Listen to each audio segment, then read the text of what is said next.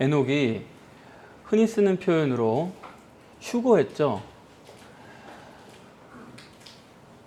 송변식을 제대로 했겠나 그런 걱정이 되지만은 인류 역사상 자타가 공인하는 누구도 부인할 수 없는 그런 완전한 구원의 모델입니다.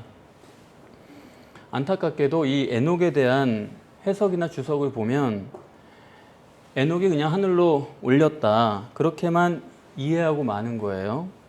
엘리야가 불말과 불병거를 타고 하늘에 올라간 것처럼 그런 것과 똑같은 하나의 미스테리한 사건으로 취급하고 지나가는 것입니다.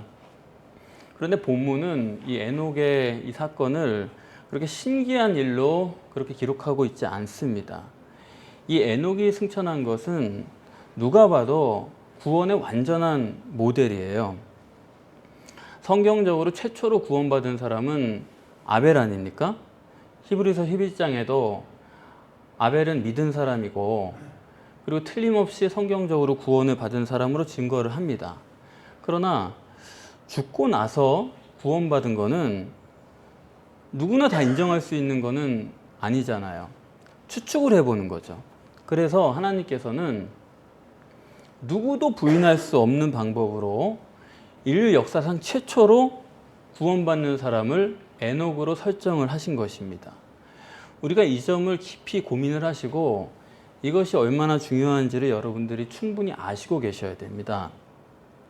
이 에녹에 관한 계시를 기독교가 왜 성경적으로 정립을 못했을까? 그냥 에녹이 하나님과 동행해서 승천했다 이렇게만 해석하고 넘어갔을까 하는 점이 좀 궁금해서 제가 생각을 해봤는데 왜 그러느냐? 창세기 5장이죠 여기 1절부터 5절에 있는 아담의 족보의 이야기를 제대로 정립하지 못한 상태에서 에녹만 따로 떼서 보기 때문에 그렇게 됐다 그렇게 생각을 합니다. 그 내용을 제가 조금 요약해 드리면은 하나님의 형상을 따라서 아담을 만들었다는 겁니다. 그리고 그 아담의 형상을 따라서 그 아들 셋을 낳았어요. 그런데 그 셋은 가인이 죽인 아벨 대신에 준 아들입니다. 그 말은 뭐냐면 셋이란 뜻 자체가 보상이란 뜻이 있거든요. 대신 줬다 이거예요. 가인이 죽인 아벨 대신에 그 셋을 줬는데 그러니까 몸은 셋인데 그 속에 들어있는 것은 아벨이다. 다시 말해서 셋은 죽지 않은 아벨이다. 그렇게 성경은 설명을 하고 있습니다. 몸은 셋이지만 그 속에 실질은 아벨이 들어있는 것이다. 다시 말해서 그렇게 이어지는 아담의 자손이기 때문에 그 족보는 성격상 영적 족보로 얘기하는 거예요. 육적인 게 아니고 영의 변화, 영이 들어가 있는 족보를 서술하고 있다는 것입니다. 그래서 그렇게 이어가는 중에 에녹입니다. 그래서 에녹이 그냥 하나님과 동행하더니 휴거했다는 그런 에녹 개인적인 사건으로 이걸 볼 수 있는 것이 아니다. 그렇게 볼 수 없게끔 본문이 써 있다 하는 것입니다. 성경에서는 그 이름의 의미가 굉장히 중요하죠. 우리는 몇 살까지 살았다 그런 게 중요하게 보일 수 있지만은 몇 살까지 산 건 중요한 게 아니에요. 이름이 중요한 것입니다. 아담의 이름의 뜻이 뭡니까? 하나님께서 흙으로 만들어졌다. 그러니까 흙이죠. 그리고 그 아담이 셋을 낳았어요. 아까 말씀드린 것처럼 셋이 무슨 뜻이라고 그랬죠?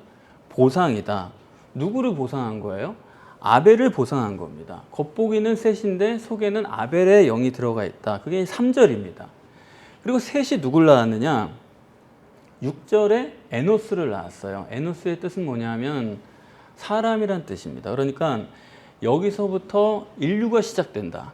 에노스서부터 사람들이 여호와 이름을 불렀다. 그렇게 써 있지 않습니까? 그래서 인류가 시작됐다. 그리고 에노스가 누굴 낳았어요? 9절에 게난을 낳았습니다.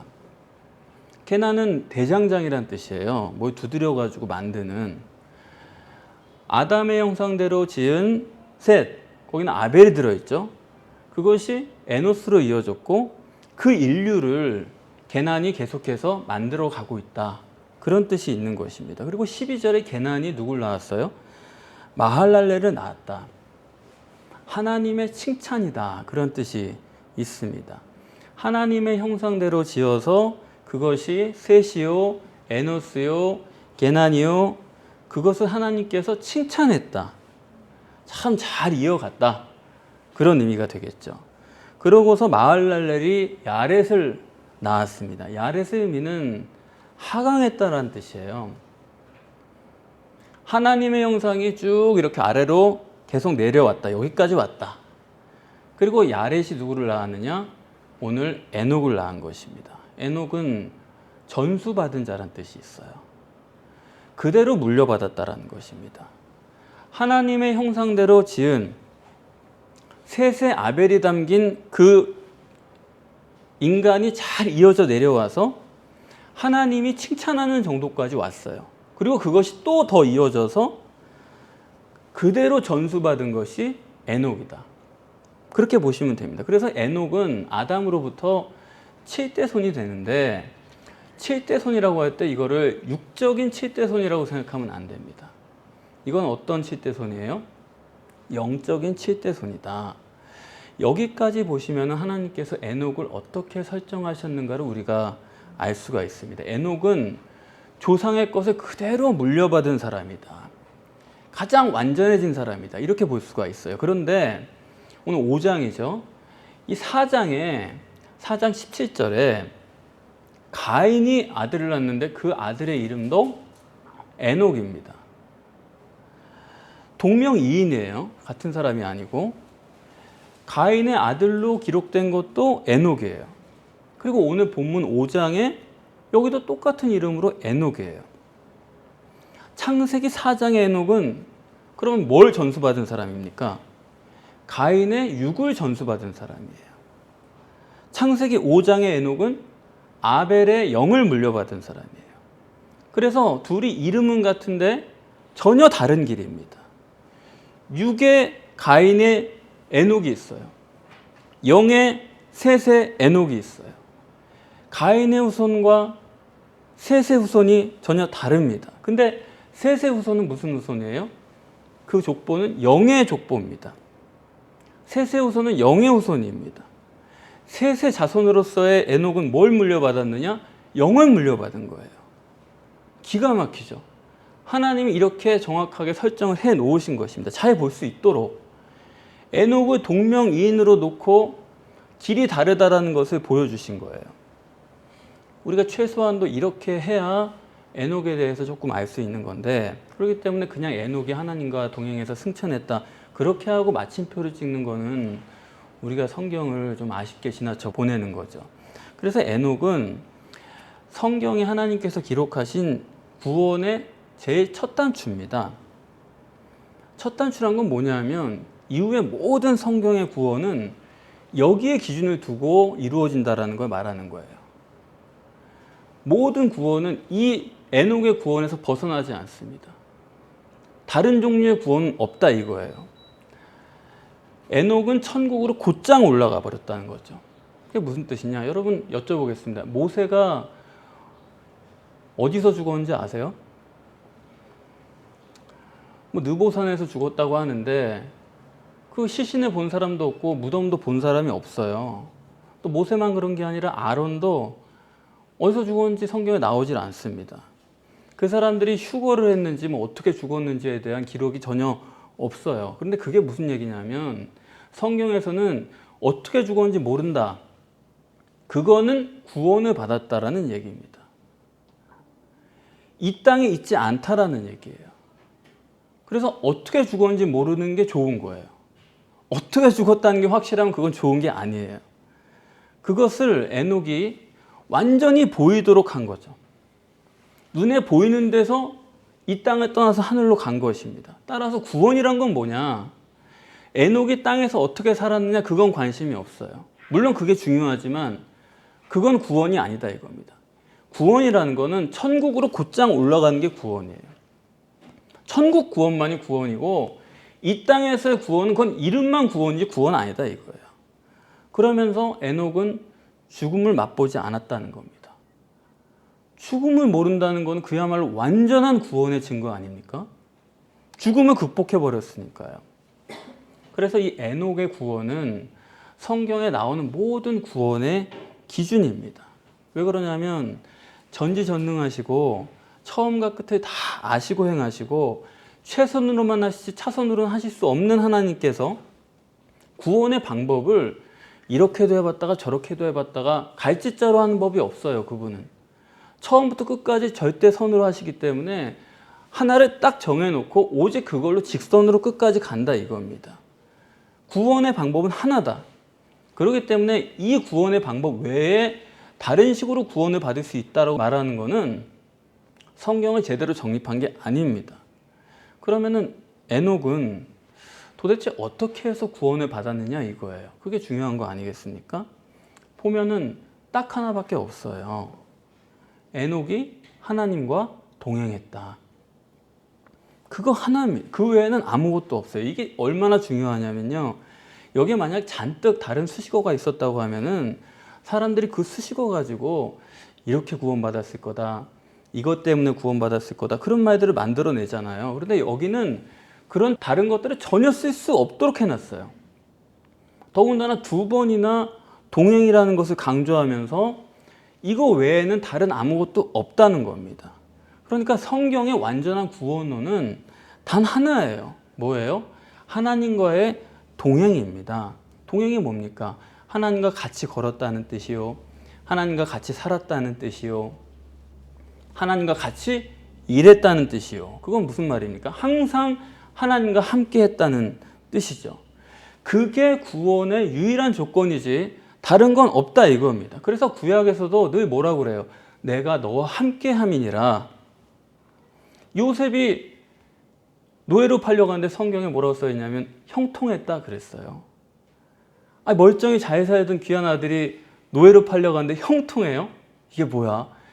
그럼 좀 살만하니까 그 다음에 또 누명 써가지고 감옥에 갔잖아요. 근데 거기도 범사에 형통했대요. 감옥 가서 범사에 형통하면 뭐 얼마나 형통해요? 그런데 하나님은 형통하다. 무슨 얘기입니까? 내 위치가 아니에요. 내 높낮이가 아닙니다. 하나님이 함께 하시면 그 사람은 형통한다. 하나님이 함께 하시면 그는 구원을 받은 거라 이겁니다. 그래서 예수님께서도 마태복음 28장 20절에 볼지어다 내가 세상 끝날까지 항상 너희와 함께 있으리라.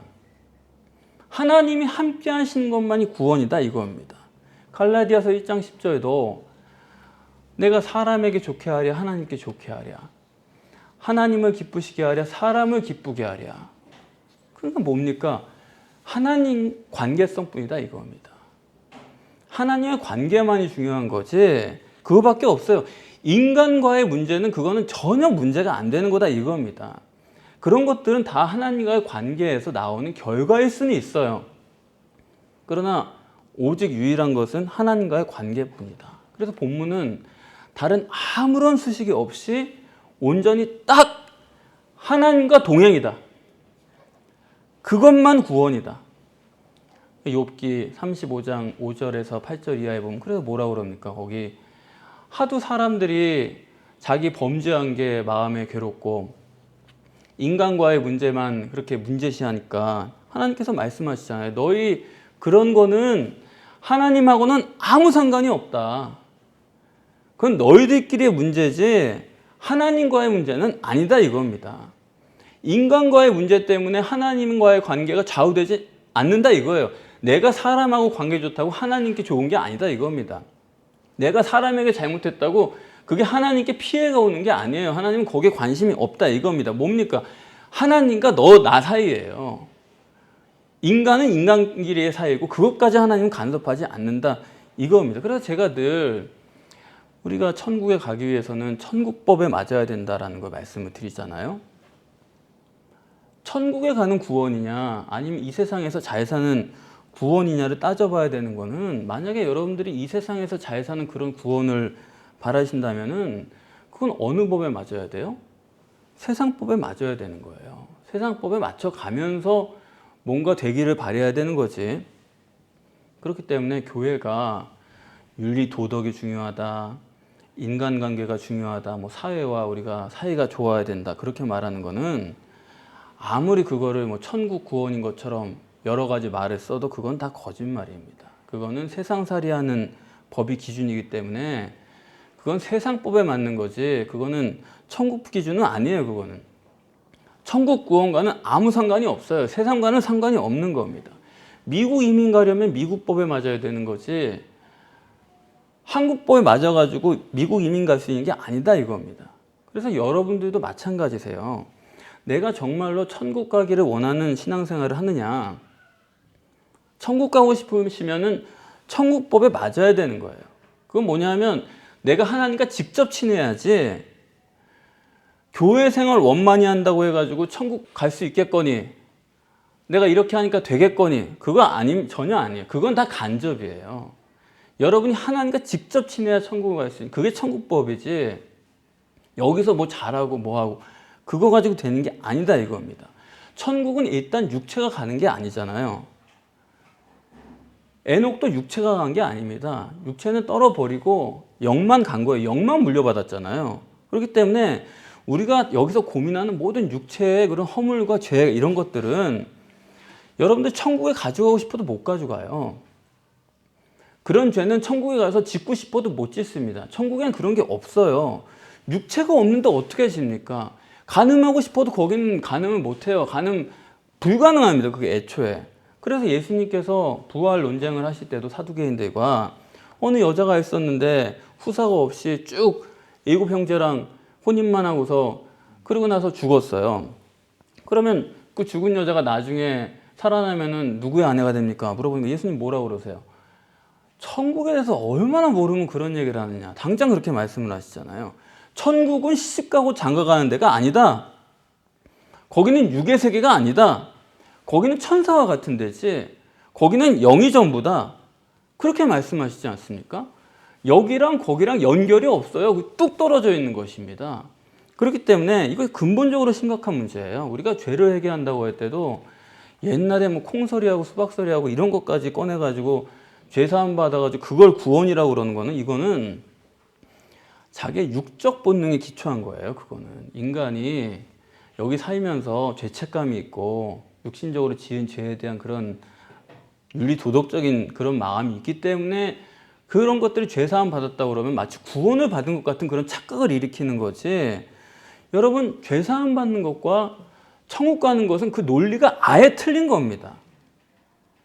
죄사함 받았기 때문에 천국 간다고 가르치는 그 절대 그건 아예 안 맞는 얘기예요. 절대로 그건 천국 구원과 상관이 없습니다. 이스라엘 백성들이 광야에서 피해 제사를 얼마나 드렸습니까? 매일같이. 근데 그 사람들 가나안 들어갔어요? 가나안이 뭘 상징해요? 천국을 상징하는 건데 아무리 피해 제사 드리고 반성하고 용서받고 다 했는데 천국은 아니다 이거예요. 그러니까 하나님과 화목한 자녀여야지 천국을 가는 거지.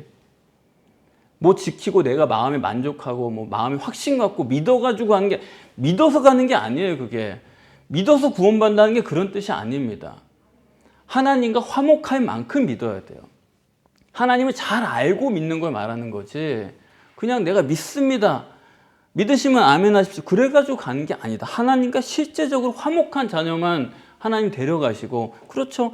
천국에서 화목하지도 않은 사람과 어떻게 하나님이 영원히 삽니까? 하나님 입장에서 생각해보면 그렇다 이겁니다. 그렇기 때문에 동행만이 구원이에요. 하나님과의 동행만이 형통입니다. 지금 이 에녹이 얼마나 완전하게 동행했느냐 그것이 이제 본문이 실제적으로 증거하는 내용인데 우선 아셔야 될 것은 21절에서 24절까지 하나님을 3번을 썼습니다. 22절부터 시작해서 무드셀라를 낳은 후 하나님과 동행하며 자녀를 낳았으며 이렇게 하나님이 쓰이는데 우선 하나님을 3번 썼다 그러면 여러분들이 벌써 딱 생각이 나시잖아요. 성경에서 3번 연속으로 쓰는 건 우연이 아니에요. 우연이 나중에도 그런 거 찾아볼 기회가 있으시겠지만 3번 썼다는 건 그거는 삼위일체 하나님을 얘기하는 겁니다. 창조하실 때도 삼위일체 하나님을 상징하기 위해서 3번 하나님을 얘기해요. 어떻게 동행을 했느냐? 22절에 하나님은 하나님과 동행하며 자녀를 낳았다고 합니다. 하나님이 동행하기 때문에 애를 낳은 게 아니잖아요. 그래서 이때 하나님은 뭐냐 하면 천국에 계신 하나님의 존재성을 완전히 믿고 산 사람이다. 그런 얘기예요. 히브리서 11장 5절 6절에 이 에녹의 믿음에 대해서 말하는데 그는 하나님이 계신 것을 믿었다 말합니다. 에녹에 대한 얘기죠. 하나님의 존재성을 완전히 믿는 사람이었다. 그러면서 자녀를 낳았다. 다시 말하면 자녀도 천국에 계신 하나님이 내게 주신 자녀다. 천국에 계신 하나님을 실제로 믿었다는 것입니다. 두 번째 하나님은 24절에 에녹이 하나님과 동행하더니, 여기서 동행은 뭐예요? 이 하나님은 이 땅에 강림하셔서 우리가 같이 계신 하나님이죠. 여호와 하나님이죠. 예레미야 31장 32절 말씀처럼 내가 너희 열조의 손을 잡고 애굽에서 나왔다. 내 손을 잡고 역사하시는 그 하나님, 내 곁에 계시는 그 역사의 하나님이고, 세 번째는 또 하나님이에요. 하나님이 그를 데려가셨다. 이 데려가신 건 누가 데려가신 거예요? 이때는 임마누엘이 없을 때이기 때문에 성령이죠. 엘리야가 승천할 때도 불말과 불병거를 타고 올라갔다고 그러는데 그 불이 뜻하는 게 뭐예요? 그게 성령이죠. 또 회리바람을 타고 올라갔다고 그러는데 바람이라는 게 바로 성령이랑 같은 단어 아닙니까? 성령이죠. 이렇게 에녹은 하나님과의 완전한 관계, 그 관계성의 완전형입니다. 성부 하나님과 완전하고, 여호와 하나님과 완전하고, 성령 하나님과 완전하고. 그래서 우리도 완전하고 싶죠. 하나님과 완전한 관계를 동행을 하고 싶은데 이게 우리가 하려고 하면 되는 거냐? 도대체 에녹은 어떤 삶의 환경이었기에 이렇게 하나님과 완전하게 동행을 했을까? 성경적으로 생각해 보면 에녹의 삶은 광야 같은 삶이었을 것입니다. 혹시 광야와 사막의 차이를 아세요? 저는 그냥 비슷한 것 때문에 그랬어요. 그냥 광야나 사막이나 뭐 종교니까 이제 광야란 특별한 말을 쓰나 보다 했는데, 제가 젊었을 때 성지순례를 가가지고 거기서 그 차이를 깨닫고 왔거든요. 일단 비슷해요. 처음엔 사막 같아요. 가도 뭐 보이는 게 없으니까요. 모래뿐인데, 광야는요, 사막 갔다가 전혀 생명이 보이지 않다가 전혀 사람이 살 것 같지 못한데 그러다가 또 약간 살 수 있는 여지가 있는 게 광야더라고요. 그런 차이가 있어요. 그래서 성경에 에레모스라고 하는 단어를 쓰는 게 사막이라고 안 쓰고 꼭 광야라고 굳이 쓰는 이유가 있더라고요. 완전히 아무것도 보이지 않는 그런 곳인데 가다 보면 오아시스가 또 있어요. 그리고 또 가다 보면 나무가 한 그루 덩그러니 서 있고, 또 그 밑에 들어가면 또 거기 또 시원해요. 또 그래서 또 사는 거죠. 그래서 저는 이래서 여기가 신앙의 땅이구나. 광야에 있다고 사람이 다 하나님과 동행할 수 있는 게 아닙니다. 아무것도 보이지 않는 곳이기 때문에 어떤 사람은 더더욱 눈에 보이는 것에 매달리는 거예요. 그런데 모세 같은 사람은 아무것도 보이지 않기 때문에 오히려 눈에 보이지 않는 하나님과 온전하게 동행을 할 수 있는 곳입니다. 그게 광야예요. 그래서 에녹은 광야다. 하나님과 완전한 동행을 했다. 그것이 휴거의 조건이라는 것입니다. 우리도 휴거를 해야 되잖아요. 그러면 어떤 믿음을 가져야 되겠습니까? 우리가 광야에 있다 하더라도 먼저 하나님의 존재성에 대한 믿음이 있어야 돼요. 천국은 확실한 겁니다. 그리고 하나님이 지금 나와 함께 계시고 역사하신다는 사실을 광야에서도 믿을 수 있어야 돼요. 하나님은 자기를 찾는 이에게 상을 주십니다. 그리고 궁극적으로 내 안에 실체로 살아계신 성령님을 믿어야 돼요. 그 성령님이 어디에 계세요? 배에 계시다는 겁니다. 주님 오실 때에 이 에녹처럼 엘리야처럼 불말과 불병거를 타시고 회리바람을 타시고 승천하시는 우리 모두가 되시기를 바랍니다. 기도하겠습니다.